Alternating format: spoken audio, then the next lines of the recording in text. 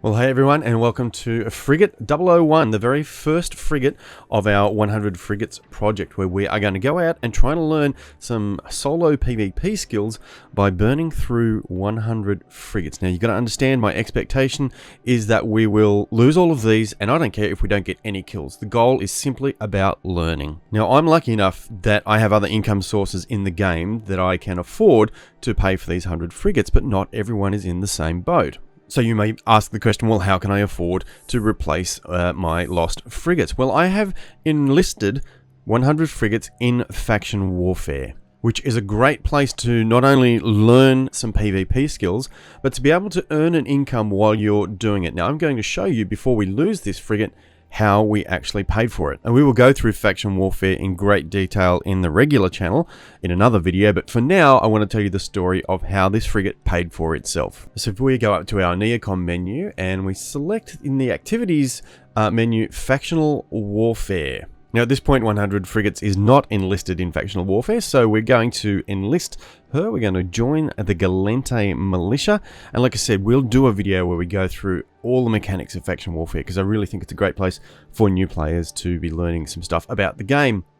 So my strategy here is to find a friendly system and to do what we call some defensive plexing. So I'm going to sort the capture status of the system, and I'm looking for the highest contested rate for a blue friendly system. In this case, Kadama is at 80%, so I'm going to set a destination for Kadama. So here's the crash course on what we're about to do. We're going to go to Kadama. We're going to find ourselves a factional warfare complex, a big one hopefully, a large or an open, where we can run down the timer. And when we do that, if we successfully run down the timer on that complex and that beacon, then we will earn some loyalty points, which will allow us to buy things at the Federal Defense Union loyalty point store, which we can then sell to make money. So that's just the snapshot of what we're going to do. Now, the reason we are going to a friendly or a Galente held system is that we don't need to kill any NPC rats. We can sit in a complex, and if no one comes in to bother us, we can simply sit there, run down the timer, and earn the LP points. Now, if I were to go to a Caldari or an enemy held system, I would need to fight off NPC rats, which gets problematic as the plexes get larger. Technically, I could be earning more LP, but my little Merlin would not cope with some of the larger NPC rats. So our goal here is simply to try and pay off this frigate before we lose it. So we can simply go to a Galente held system, find something that's fairly highly contested, and earn more than enough LP to pay for this and a few other frigates, hopefully, as you'll see coming up. And here we are, having arrived in Kadama, and I can see there is a Galente open outpost, which is the largest of the 5 different sizes of factional warfare complexes. I descanned to make sure it's empty. It is, so we're going to warp to it. And I'm not going to warp to it at 0. I'm going to warp to it at about 20, just in case someone is sitting right at 0 on the button. I don't want to land right on top of them. As always, I'm going to create a safe spot, somewhere that I can use that's close to my destination, that'll give me a perch or somewhere safe to bounce to if needed. Now, one of the most important skills you'll need as a new player in solo or small game PvP is the ability to run, to know when to run away. So let me walk you through how I will set up in this complex to give myself the greatest chance of survival should something much bigger and more dangerous than me arrive. Remember that safe spot that we set up while we were in warp towards the complex? We are going to align to that so that we're facing it, ready to warp off quickly. And you can see that while we're aligning, we still have velocity. We're moving. We're going to keep doing that because we're about 15 kilometers from the complex button, the beacon that we need to be orbiting. Now, we need to be within 30 kilometers of that to keep the timer running. So I'm going to keep moving until I get about 23, 24 kilometers away from that. I'll be facing my safe spot, but I'll have some distance between me and the beacon if somebody warps in close to the beacon. Now, in an incredible piece of good fortune, someone has already been running down this timer. So this open complex would normally need 20 minutes to be run down. Someone has already been at it. So now I've got under 14 minutes that I just need to finish off to collect the LP reward. At this point, I'm going to hit control space to stop my ship. Now I'm aligned to my safe spot. I'm about 22, 23 kilometers from the beacon, facing my safe spot, ready to go. But I'm just going to sit here and wait now and try and run down this timer, hopefully without interruption. Now, one thing not going in my favor is that this is quite a busy system. I can see there's a lot of war targets in here, some suspect pilots, so it's pretty unlikely I'm going to get to do this in peace. And right on cue, in comes a Thrasher to chase us out of this complex. No problems, right click on my bookmark, warp to, and with a combination of vigilance and good planning, we're able to safely warp off before anything bad happens. Right, sitting safely at our safe spot now, we're able to use our D-scan skills that we've shown in previous videos to make sure that the complex is now empty, the Thrasher has left, so we're going to head back and resume running down the timer. So we set ourselves up exactly the same way we did the first time we were in the complex, aligned to our safe spot, and we had no further interruptions. So we managed to successfully run down the timer and earn ourselves some loyalty points for the Galente Federation, which we will go and spend. Let's find out what we earned. But before we do, always a good idea, don't hang around. Let's warp off to our safe spot before we look at our earnings. So let's have a look at what we earned for that little piece of work. Just over 17,000 loyalty points, which as a rough guide, now it ebbs and flows, but as a rough guide, you can work on around about 1,000 ISK per LP. So just over 17 million for that little piece of work, which is fantastic. And even better than that is the fact that we can't lose those now. Even if we get destroyed, which we're about to go and do, those LP points are ours. They stay in our little LP bank. We don't lose them. They're not in our cargo hold, so they're safe no matter what happens to our ship from here on in. Alright, so I feel pretty happy with myself because this little Merlin cost me under 4 million to build, and we've just earned enough basically to pay for 4 of them. So let's go and lose this one. Frigate number 1, and we'll pause along the journey and maybe make some comments about things we did well, things we can improve on. Alright, and the first decision is to head off to this novice outpost. It's a factional warfare complex that only allows very small ships in. So the goal will be to get in there, get myself set up on the warp-in point at the optimal range for my little Brawl Merlin to give myself the best chance of success.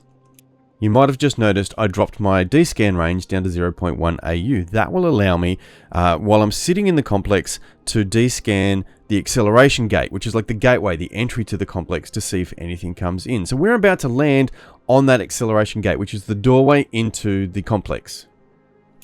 Now, as I land, I can see that there is an Atron and 0.1 on my D-scan. Now, my assumption is that that is inside the complex already because it's not on my overview. So I don't want to go in. Remember I said we want to be in there first so we can set the initial range of the engagement to suit ourselves. So I make the decision to warp off to something else. In this case, we warp off to the iHub.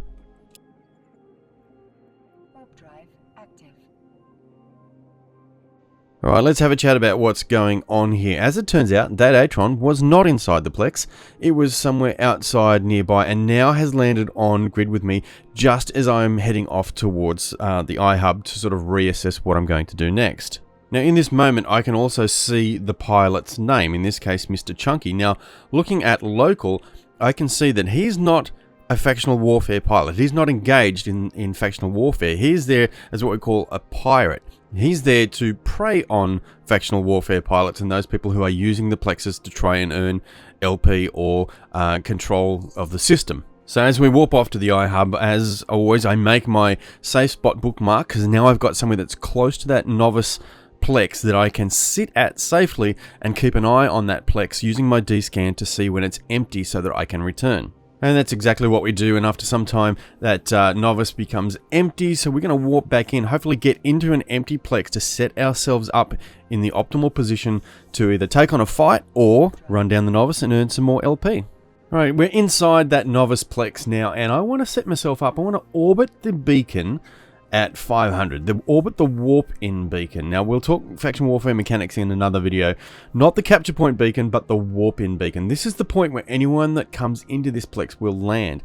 Now, because I'm in a Brawler Merlin fit, I want really close range. I want to be sitting right on top of that beacon so that if anyone comes in, they're already going to land, hopefully inside my optimal range, for me to engage them with my blasters. Right, some minutes later, I see a Fed Navy comment on my D-scan at 0.1 AU, so it's just outside the acceleration gate. I assume it's coming in, and that's too much ship for me to handle. So the first thing I do is align to the safe spot that I set up not far from the novice Plex, and then you'll see I actually sort of hover over, I sort of preload, I guess, my warp. I right-click and get my radial menu up, and I hover over the warp to that safe spot, so that the instant the Fed comet comes in, I instantly slide out of there. And so yeah, we are out of here because we couldn't take that fight. So, like I said, big part of solo PvP, especially as a new player, is knowing when to run, and how to stay alive, how to be slippery, which we certainly were in that case. Okay, now if you're only watching just to see this little Merlin get blown up, here comes your big moment. Here's your money shot, sliding back towards our novice Plex. As we arrive at the acceleration gate, we see once again Mr. Chunky. He's not in the Plex, he's waiting here on the outside. So it's decision time. Now, to be honest, I think I made some good decisions here, but if you've got other input, please put it in the comments. Now, my choices are, I feel like I have 3 choices at this point. I can either engage Mr. Chunky right now where we are outside the gate, I can try to warp off somewhere to a safe or another Celestial, or I can take the gate. Now, I don't want to engage Mr. Chunky because he's over 20 kilometers away, nowhere near where I need him to be with such short range blaster. So I scratched that one. Heading off to a Celestial in the time it takes to sort of turn a line and pick something and get to something, often that's enough time for an opponent to get a Warp Disruptor or a Scram on you. So I choose to take the gate and see if he follows, or that buys me a little bit of time. Maybe when I land, if he lags behind, then I might be able to warp off. So let's take the gate and see what happens.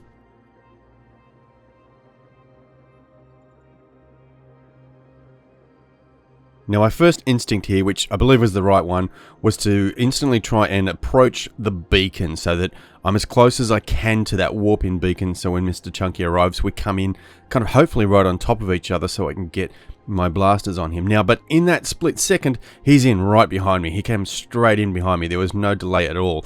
So I instantly moved my, my decision from the beacon to approaching Mr. Chunky. Okay, so we want to get our afterburners on so that we get as close as we can, as quick as we can. We want to get our webs and our warp scrambler on him, and it's on. But it is pretty clear straight away that I have no chance in this fight, and it comes down to a thing we call range control. So if I pause here, you can have a look. Mr. Chunky's Atron is over 6,000 meters away from us.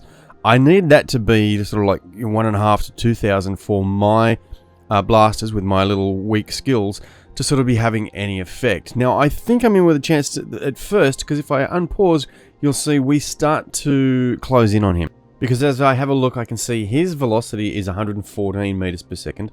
I'm running at 335 because I'm sort of under his webs, so that's slowing me down a bit.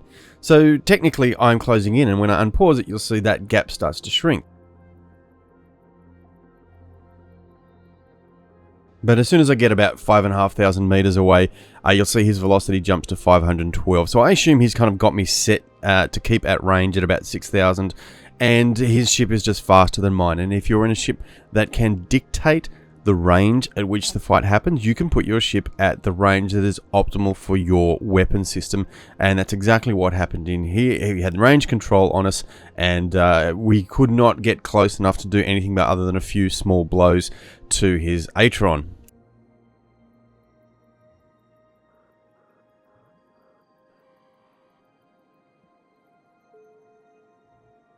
And one final little tip from this fight is, as soon as I realized I was about to die, I chose a Celestial, in this case the iHub, the infrastructure hub, to warp to, so that as soon as my capsule gets ejected from the ship, I can instantly warp off, so to avoid having my capsule what we call podded. So technically, if the opponent can warp, scram, or disrupt your pod, they can kill your pod, which is not a big deal unless you've got some expensive implants in your head, which is something we'll talk about in a future video.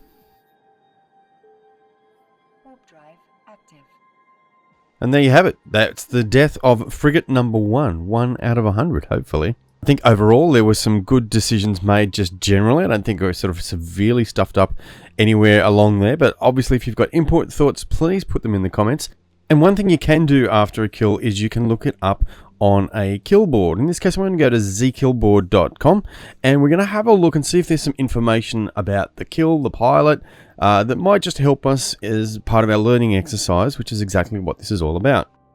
And the first thing we realize is, having a look, this guy is a very experienced PvP pilot. We did not lose out to just sort of some new guy. This pilot here, Mr. Chunky, has over 16,000 kills. But more staggeringly is this number here, that over 11,000 of those kills have been solo kills. That is a staggering number of solo kills. That's probably amongst one of the highest in the game. So hey, there's what a little privilege. Our first little new player frigate managed to put a little bit of damage, just a little bit of damage, on a guy who's had over 11,000 solo kills in the game. So guys, it was a great experience. I hope you enjoyed it. I hope you learnt something from it. I'm sorry that's taken so long to get this one out, but sometimes just real life just gets crazy, and it has been a little bit for me recently. So hey, looking forward to frigate number 2. We might try another one of these little Brawl Merlins and just see if we can learn something else in our next loss. Good job, well done.